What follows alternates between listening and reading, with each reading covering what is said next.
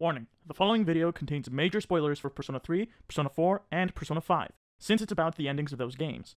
While this video was in production, Persona 4 Golden has been re-released on Steam, making now the perfect time to play it if you haven't already. When you do, return to this video. I promise it's good. Multiple endings is a luxury that only video games have.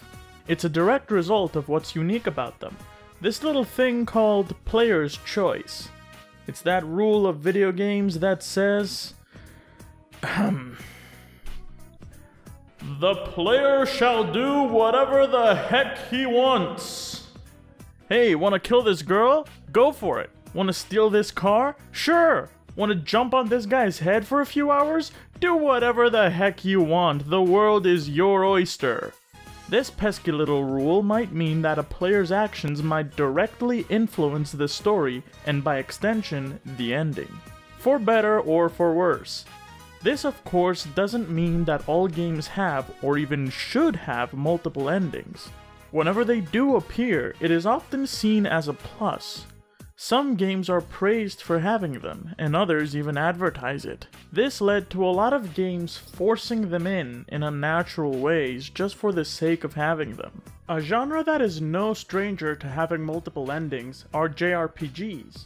Such huge interwoven stories are bound to have a bunch of checkpoints where the player's choice will influence the course of the plot. It's basically a given in the genre. They're incredibly common. However, the Persona games have been a weird sort of exception to this. They are neither single-file linear RPGs that have a set story the player sticks to, nor huge open-world stories, and at the same time lack those checkpoints that affect the story in any meaningful way.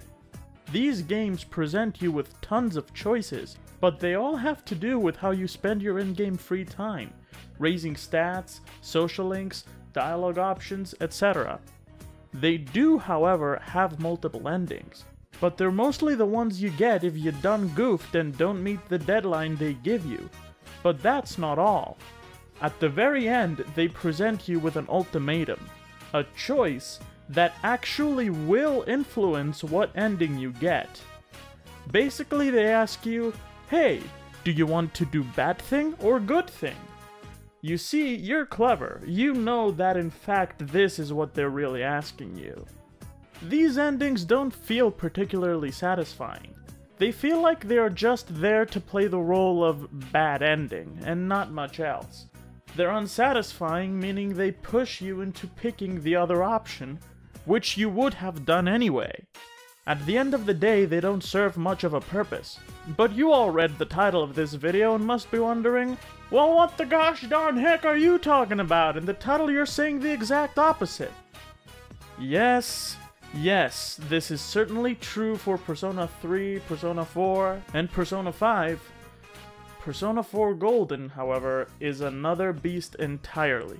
And what it does with the extra bad ending it added is nothing short of genius. Why is that exactly? Just what does Golden add to the equation that makes its bad ending work?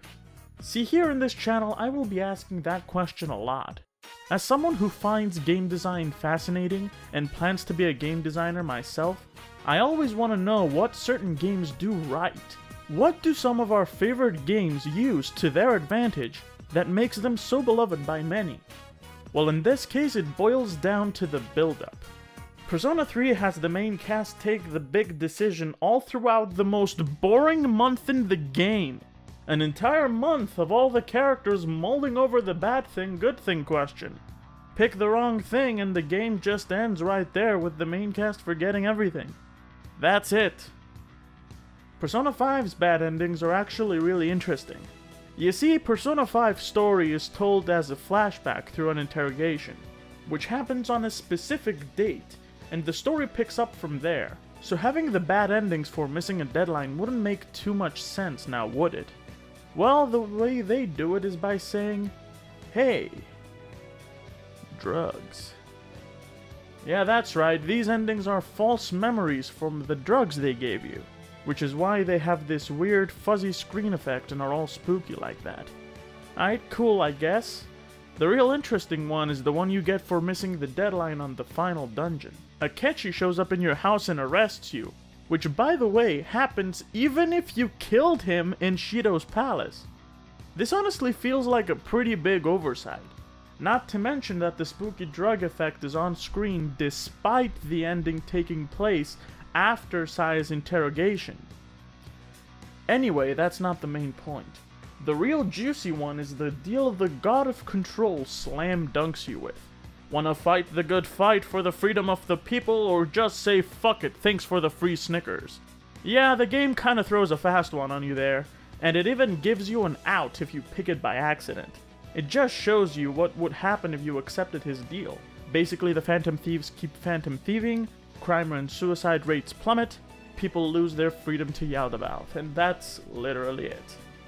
Okay, a bit anticlimactic and unsatisfying. There you go.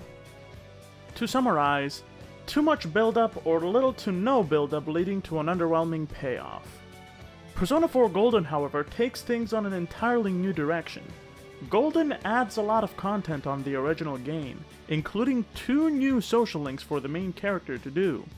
One is Marie, a character new to Golden of the Aeon Arcana, and the other is a social link with your friendly neighborhood detective Tohru Adachi, of the Jester Arcana. The latter is really interesting because, I was just trying to punish the stupid bitch a little for betraying me. Yeah, putting them inside the TV was never the plan. But you know, both Mayumi and that dippy high school girl struggled for no reason. Yeah. This was a first for the series. A social link with the villain. You actually spend some time with the guy and kinda get to know him. Kinda. In it, he's shown being really nice to Nanako and just a normal, relatable dude. So from the MC's perspective, the realization that he's the killer freaking stings. The cool part is when it actually happens. You're in the part of the game where you're about to out the killer. Shit's gonna go down. You know shit's gonna go down. The game friggin' tells you. So of course, you save. Then from a list of all the characters in the game, you have to choose which one it is. Through sheer process of elimination, you figure out that it's probably Adachi. Then...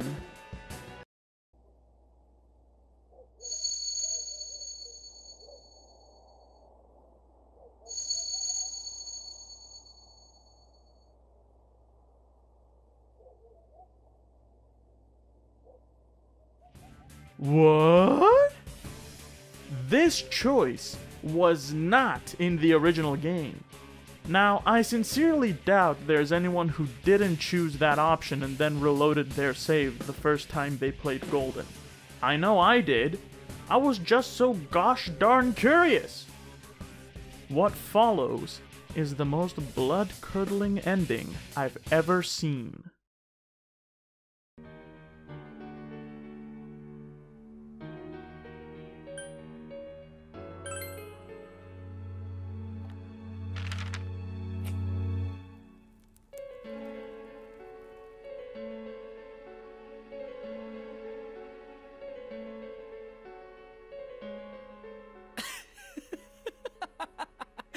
You actually did it!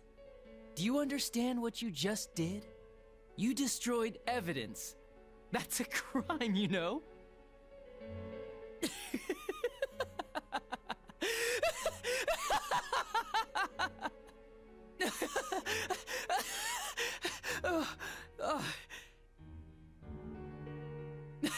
Now, this little incident is covered up forever.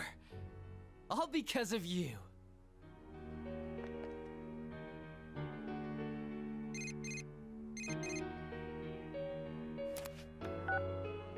And it's the police's duty to keep tabs on those who've committed crimes.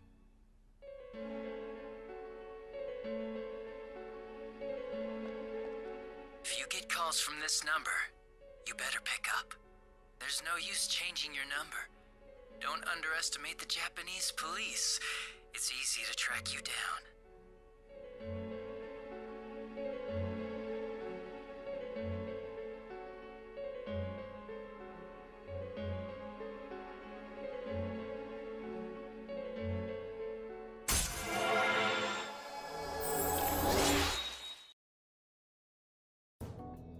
Now Adachi's a really interesting villain.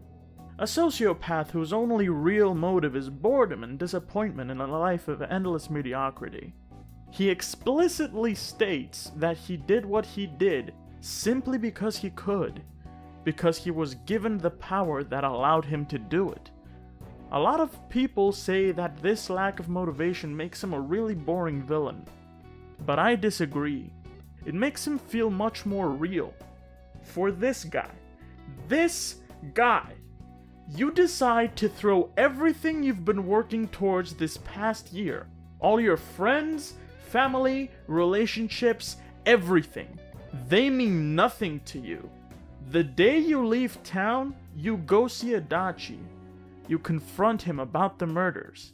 Adachi realizes you knew but kept quiet, so he brings you the warning letter, the only evidence that points to him being the culprit. And then you burn it, officially becoming an accomplice to everything that happened. A petty criminal, the ultimate traitor, betraying everything and everyone who believed in you. He's not even grateful for it. He just laughs at you in a scene that honestly gives me the chills every time I watch it. Johnny Young Bosch, you glorious bastard. You're a big player in making this scene and Adachi in general so freaking good. Now we're gonna get to the real cool part. You ready for this? 'Cause this is gonna blow your fucking mind. No other ending is so effective at disturbing the player while simultaneously working perfectly in tandem with the theme of the game. You do all these awful things, betraying everyone to side with a killer, becoming a mere criminal. You stab everyone you thought you knew and loved, straight in the back, then the stomach, then the face, and spat on their corpses. And why? You did it because the game gave you the choice to do it. You did it because you were curious. You did it because you could. This is the definition of seeing yourself become the villain. The main character, let's call him Blixton, represents the Fool Arcana. The Fool Arcana, symbolized by the number 0, means a new beginning, with infinite possibilities. The Fool then goes through a journey, going through the rest of the major arcana, which in Persona are represented by the social links you meet throughout the game. Maxing a social link means truly understanding that arcana and what it's all about. It's how the game interprets the Fool's journey. Adachi's arcana is the Jester, also symbolized by the number 0, because it is an alternate form of the Fool Arcana from a different tarot deck. Interesting, right? Pair that with the fact that Adachi's persona is a corrupted form of Blixton's. Magatsu Izanagi literally translates to corrupted Izanagi, and the parallels the developers are going for between the two aren't exactly subtle. At the ending of the game, if you have completed Adachi's social link to rank 6, one of two things will happen. You can choose to reveal Adachi as the culprit and get the good ending, which will change Adachi's social link from the Jester to the Hunger Arcana. Hunger is number 11. Just like the Jester, it's an alternate form of the Strength Arcana in an alternate tarot deck, meaning an alternate step in the Fool's journey. While Strength is about mastering the animalistic side of oneself, turning it into determination, inner strength, willpower, Hunger, or Lust as it's more commonly known, is about embracing and enjoying it. You see what they did there? With the good ending, you max the Hunger, and come to understand what really drove Adachi to do the things he did. However, there's also the bad ending, which is the only way you can actually max the Jester Arcana. Instead of completing your own Fool's journey, you begin another one, by starting to walk down the same path as Adachi. Adachi's mindset isn't as far-fetched as you might think. In our very world, there are people like this, with a cynical, even nihilistic mindset that are tired of having nothing but a life of mediocrity to look forward to. Bonds with social links are a huge part of the recent Persona games, and you come to understand so many characters through them. I'll go more in depth on more of these social links in future videos, but what I'm trying to say here is that this is the most powerful instance of a bad ending done right I can think of in any game. It works perfectly with all the themes of the game and delivers a potent punch to the gut unlike any other. Worst part is, afterwards you just say goodbye to your friends, get on the train and leave, like nothing happened. As you enter the train, and there's nothing but silence for a few moments, this is when your actions should fully sink in and hit you like a ton of bricks. As the game ends from that train, there is no going back. This is the only ending that made me feel like a monster for seeing it. And why? Why did I do this? Because I was curious. Because I had the choice. Because I could. Well, people, that was my first video. Hope you enjoyed it. I certainly enjoyed making it. Now, I wrote this before Royal came out, so I didn't talk about it in this video, although I do have a lot to say about that game as well, so I'll talk about it in a future one. So please, if you enjoyed it, like, comment, subscribe, hit the notifications, all that good YouTube stuff to know when that video will come out. I'm sure you're gonna want to see that too. Anyway, this has been Dark. Goodbye. Psych! That wasn't the end of the video. This is. Yeah, like I said before, I recorded this in early March, so really long time ago. And since then, many things have been happening. Things that I'd feel remiss not to mention. With a global pandemic, racism, police brutality running rampant all over the world, times are tough to say the least. And it's at precisely these times where we gotta help each other. The very least we can all do is learn and get more informed from the stuff that's happening.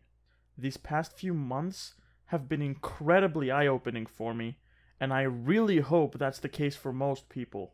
I'll put a link in the description for ways to help, for anyone with the will and ability to do so.